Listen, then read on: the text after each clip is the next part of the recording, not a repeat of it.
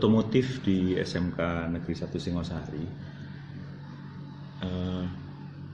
ditunjuk oleh direktorat di saat yang tidak menguntungkan, di mana kalau jurusan-jurusan lain pada saat itu masih jurusan itu dibantu disiapkan sejak SMK Singosari mau dibangun, sehingga peralatan jauh sebelumnya sudah dipesankan, itu baik dari Belanda maupun dari negara-negara Eropa lainnya seperti Austria dan seterusnya. Kita lihat di jurusan mesin itu CNC yang digunakan untuk pembelajaran itu semua dari Eropa. Sedangkan otomotif itu ditunjuk oleh direktorat ketika hampir berakhirnya masa pembangunan selesai. Sehingga otomotif ini pengajuannya sangat mendadak di akhir-akhir proyek mau selesai. Akibatnya tidak selengkap dan sebanyak yang direncanakan sejak awal seperti jurusan-jurusan yang lain. Nah, sehingga proses itu juga berdampak kepada serah terima alat-alat. Jadi alat tersebut belum diuji coba sudah ditinggal oleh pengadaan, dan kita nunggu-nunggu sampai pihak pengadaan itu datang, ternyata nggak datang. Nah, sehingga ada beberapa peralatan di otomotif seperti wheel alignment, kemudian balancing yang harusnya melalui proses serah terima tidak. Jadi kami nunggu-nunggu sampai alat itu hampir kedaluarsa.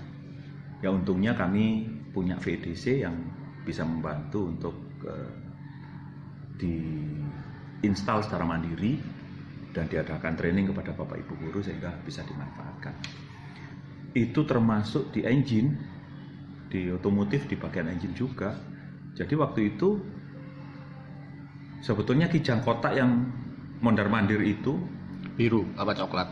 Coklat. Oh, coklat. Kijang coklat yang pertama yang kita miliki itu sebetulnya dikirim dalam bentuk komponen-komponen.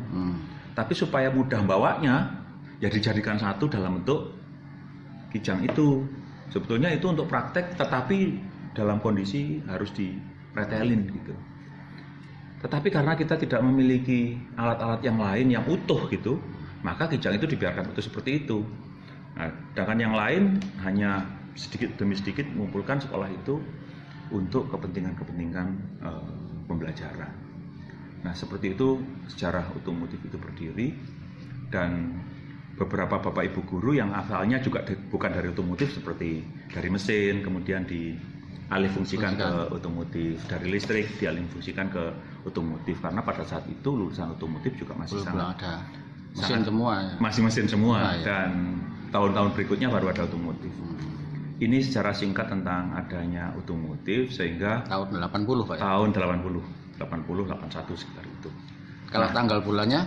Nah, saya itu yang nggak hafal. Bisa dilihat di SK penunjukan SMK Singosari membuka otomotif.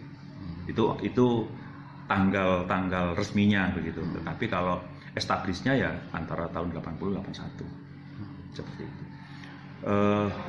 Tetapi yang kita acungi jempol adalah teman-teman pengajar senior pada saat itu tidak patah semangat dengan berbagai cara untuk mengembangkan otomotif ini maksimal gitu. Kalau saya melihat dari alatnya sih kasihan, seperti contohnya di otomotif itu hanya punya satu engine stand yang hidup. Dengan anaknya juga sama jumlahnya, per kelasnya antara 36. Jadi seperti saya misalnya mengajar di sasis untuk melatih anak-anak dalam bidang pengereman saja. Kita butuh minyak rem untuk latihan itu tidak ada. Kalau saya hitung jatah mungkin 1 semester atau 3 bulan sekali lah katakan seperti itu. Paling saya dapat 2 kaleng yang agak besar itu dari depan, dari kantor. Nah, memang dibagi-bagi sedemikian rupa, memang sangat minim sekali. Kita coba pakai pakai teh pernah, kita coba pakai daun beribang pernah, terus pakai uli yang paling encer juga pernah, tapi hasilnya ya tidak seperti yang diharapkan. Tapi lumayan untuk belajar bidding misalnya, itu masih bisa, tapi nggak maksimal juga. Tapi apapun, itu adalah sejarah yang perlu kita catat bahwa sekolah ini tidak ujuk-ujuk berdiri megah, tetapi dulu berbagai kendala dan kesulitan kita pernah jalani. Ini menunjukkan bahwa kita berprogres dari A sampai Z yang sekarang ini. Dan saya yakin siapa saja yang menangani Singhosari akan pengaruh dengan semangat-semangat terdahulu. Siapa saja. Dan saya mungkin sebagian daripada anggota atau keluarga besar Singhosari yang pernah mewarnai seperti itu. Sehingga apapun yang saya lakukan itu ya semangatnya adalah membesarkan Singhosari. Sekian. Assalamualaikum warahmatullahi wabarakatuh. Semangat. Jadi Pak Parni almarhum merupakan orang atau guru yang berjasa yang pertama kali memimpin otomotif dengan masa-masa yang sangat sulit. Untungnya didukung oleh guru-guru senior kita seperti Pak Saat almarhum, Pak Ahmad Tejokusumo almarhum, Pak Ahmad Tejokusumo almarhum. Oh, enggak tahu ya. Pak Ahmad Saat almarhum, Pak Saat. Terus kemudian Pak Asik almarhum, kemudian Pak Tarigan. Itu orang-orang lama yang sebelum saya yang sudah mengembangkan SMK Singhosari khususnya jurusan otomotif. Jadi beliau sangat paham terhadap kekurangan yang ada pada saat itu, dan beliau tahu apa yang harus dilakukan pada saat itu, sehingga startupnya ya memang Pak Parni. Sampai saya menjadi guru juga masih Pak Parni. Nah, itu rasa-rasa modal beliau adalah kepiawaian dalam menggerakkan orang dengan alat seadanya. Itu apa ya, disebut apa itu? Kalau masa-masa apa yang saya kalau seperti itu? Ya. Apa ya? Dikatakan transisi mau mengarah punya, tapi merekayasa bagaimana caranya supaya bisa berjalan. Dengan alat ini supaya kurikulum itu berjalan. Ya. Terus kemudian melangkah ke eranya Pak Mukardi. Nah, eranya Pak Mukardi ini sangat diwarnai dengan pengembangan administrasi. Jadi Pak Mukardi itu sangat menonjol untuk mengembangkan bagaimana orang itu sadar akan administrasi, bahwa administrasi itu sangat penting. Dengan kepemimpinan Pak Mukardi, keadministrasian di otomotif itu tertata. Administrasi alat, administrasi bahan, administrasi mengajar, administrasi apa saja yang berkaitan dengan bengkel otomotif, beliau pakarnya gitu.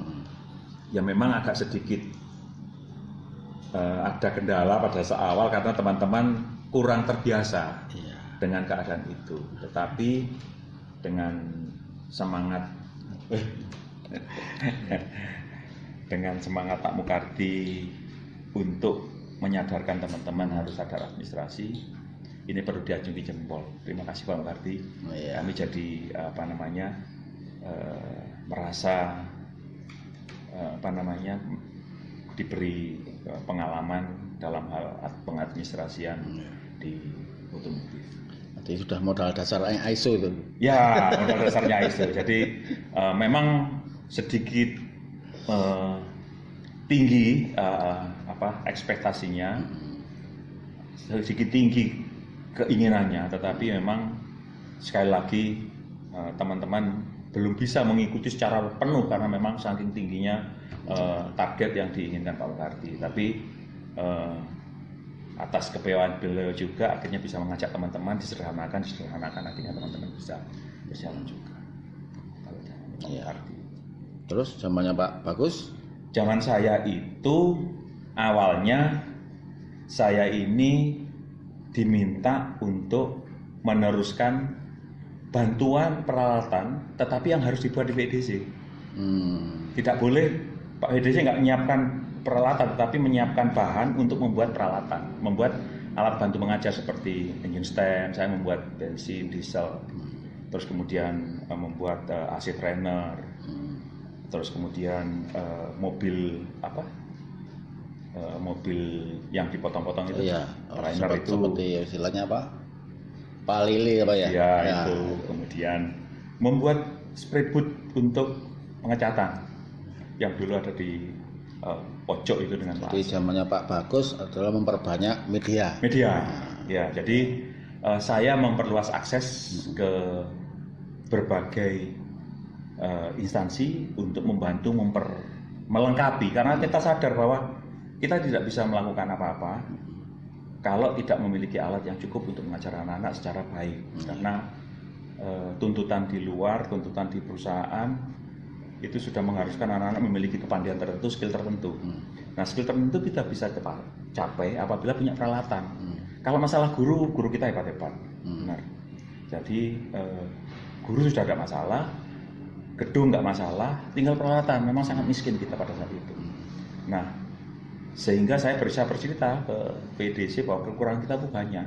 Akhirnya untungnya VDC memfasilitasi, sehingga teman-teman sangat antusias untuk mengerjakan pembuatan alat di VDC, kemudian kita bawa pulang seperti itu. Jadi arahnya di pengembangan alat. Bahkan saya sempat, daripada saya mendapat uang bahan itu gerdil ya istilahnya ya, sedikit-sedikit, saya sempat pinjam koperasi langsung dalam jumlah banyak supaya saya bisa membelikan alat yang banyak besar gitu, yang langsung real. Tidak hanya untuk beli bahan, tetapi saya bisa misalnya bor duduk saya bisa punya, terus alat gerenda yang baru saya juga bisa punya. Tanpa kita pinjam koperasi kemudian kita bayar dengan penerimaan kita bahan itu, kita tidak punya alat. Nah, seperti itu. Jadi saya orientasinya pada saat itu adalah melengkapi peralatan dengan bantuan berbagai instansi. Instansi mana, Pak? Ya, VDC, direktorat seperti itu. Jadi belum kalau misalnya ini ya Ketrakindo misalnya yang hubungannya dengan mesin gitu ya. Terus kemudian dari instansi-instansi lain seperti perusahaan yang telah banyak membantu kita seperti Astra dan seterusnya. Tapi waktu itu Astra hanya membantu, tidak seperti sekarang, karena memang belum terlalu terbuka seperti sekarang. Sekarang semua perusahaan berlomba-lomba membantu, karena memang Pak Presiden menginginkan, nawacitanya adalah bekerja sama dengan 9 menteri itu, kerjasama 9 menteri itu mengibatkan SMK menjadi primadona sekarang bagi kementerian-kementerian. Sama Trakindo dulu mana, Pak? Otomotif itu? Trakindo. Trakindo. Trakindo itu antara Trakindo dengan apa? Otomotif. Oh ya, otomotif. Otomotif 80 kan. Nah, Trakindo itu setelah itu. Setelah itu, Pak, dulunya bukan Trakindo, malah yang rajin ke sana itu PAMA malah. PAMA Persada Nusantara itu yang awalnya itu untuk merekrutmen itu. Terus kemudian Trakindo masuk tahun 90-an. Oh, 90. Iya, tahun 90-an. Tahun 90-an itu masih kepala sekolahnya Pak Suminto. Pak Suminto. Kalau TKR itu 80? TKR itu ya Pak sama. Kepala sekolahnya. Iya. Kepala sekolahnya waktu itu tahun 80 Pak Minto ya, Pak Siwa Minto kan. Iya. Pak Siwa Minto. Karena begitu pindah ke Singosari masih dipegang Pak Miril. Begitu Pak Miril menjadi pengawas, Pak Minto masuk. Termasuk Pak Har itu ya, muridnya ya? Pak Har itu murid saya. Lah ya? Ya. Jadi Pak Har itu angkatan pertama, angkatan kedua saya lupa. Yang jelas Pak Har itu murid saya dulu. Ya alhamdulillah salah satu murid kita, sebetulnya dua murid kita yang kita kadang-kadang untuk menjadi guru di SMK 2, namanya yang satu Nonot. Sebetulnya juga sudah diangkat pegawai negeri pada saat itu, tapi dia lebih memberatkan di Opel waktu itu, ikut perusahaan otomotif Opel. Tapi akhirnya sekarang dia jadi guru juga. Tapi sudah akhir-akhir ini, sehingga pangkatnya dengan Pak Aryono masih jauh lebih tinggi Pak Aryono daripada Pak Gonot itu. Karena Pak Gonot, Pak Gonot ya. Gonot, dengar.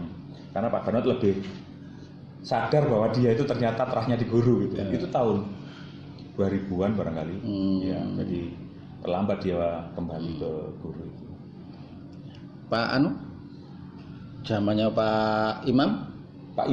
Pak Imam ini sudah standarisasi ya, mulai standarisasi. Jadi seperti bagaimana caranya bengkel itu sama standarnya dengan bengkel-bengkel. Ya, karena dia merasa setelah zaman saya itu sudah alat-alat sudah mulai lengkap. Pak Imam ini mulai menstandarkan diri bengkelnya dengan bengkel di industri. Itu zamannya Pak Imam. Ya, jadi Pak Imam waktu itu sudah mulai kerjasama dengan Astra, Daihatsu, kemudian dan seterusnya. Seperti itu. Terus kemudian mengadakan uji kompetensi di bengkel Honda. Jadi uji kompetensi nggak perlu dilakukan di sekolah, tapi di industri. Kita datang ke sana menyaksikan pembimbing mereka menguji langsung di industri ketika melaksanakan tugas services kepada pelanggan. Gitu. Ya, kalau Pak Imam standarisasi kayaknya dulu. Habis itu Pak Sancoko Pak ya? Ya, Pak Sancoko. Pak Sancoko itu kalau Pak Sancoko Kak Pati terekam di benak saya gitu, karena saya sudah ngurusin SBI, ngurusin SBI di waktu itu. Jadi SBI itu zamannya Pak Sancoko Pak? Kalau nggak salah ya zamannya Pak Sancoko. Saya dari depan, tapi awal-awal Pak, awal ya. Tapi Pak Sancoko kan nggak lama, cuma 1 periode. Oh gitu. Ya. Berarti saya masuk ke sana itu sudah masuk zamannya Pak Haryono ya? Iya. Justru Pak Haryono yang lama.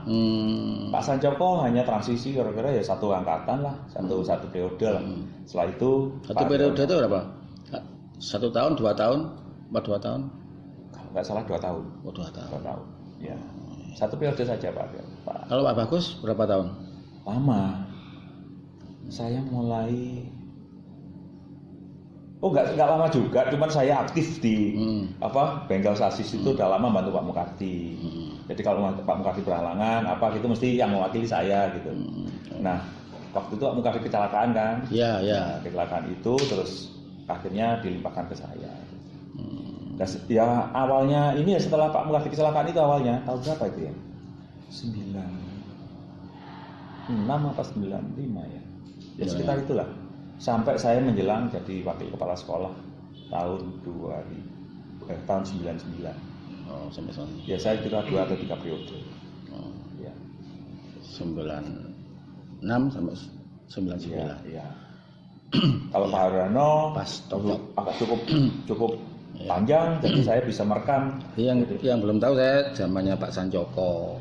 Itu kalau Pak Haryono ke bawah sudah. Ya, yang Pak Sancoko ke atas, ini yang nggak tahu. Jadi Pak Sancoko karena sebentar hanya 1 periode dan saya sendiri dari depan pada saat itu kurang bisa. Ya, oke. Terima kasih Pak. Ya.